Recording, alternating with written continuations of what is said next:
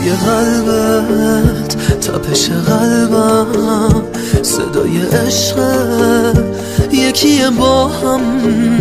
ما دوتا آدم با دوتا اسمیم، ماهای روحیم تو دوتا جسمیم. کسی نیست مثل تو هنوز که بتونه بشه یه روز همه دنیا. هنوزم عاشق تو هم، تو که میدونی چی بگم. تو رو میخوام، تو رو میخوام.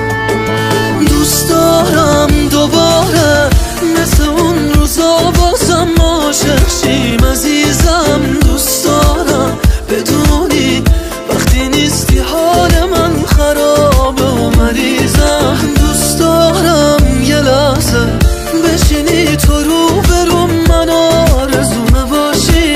غمگینه دل من، خیلی سخته کم بیاد اون که پا به پاشی. مگه میتونی جداشی؟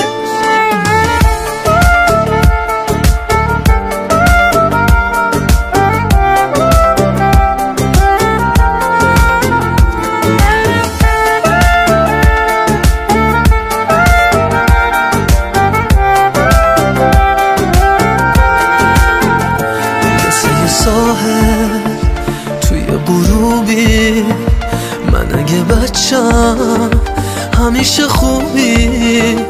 هوای بارون رو تن قایق، من و تو تنها، من و تو عاشق. به تو نزدیکم و تو دور، دوتامون خسته ی غرور. پر دردی نظرات دیش عاشقی، توی آتیش عاشقی. چرا سردی، چرا سردی؟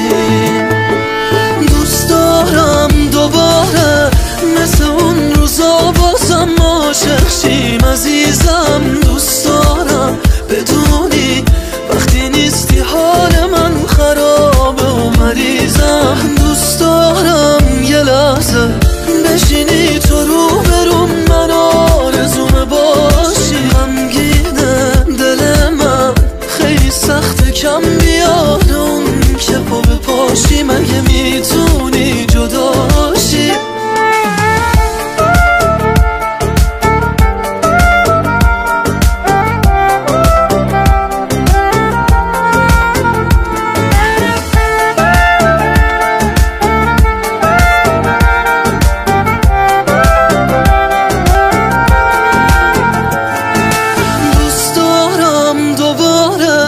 مثل اون روزا بازم عاشق شیم عزیزم. دوست دارم بدونی وقتی نیستی حال من خرابه و مریضم. دوست دارم یه لحظه بشینی تو رو برو من، آرزومه باشی. غمگینه دل من، خیلی سخته کم بیاد اون که پا به پاشی. مگه میتونی جداشی؟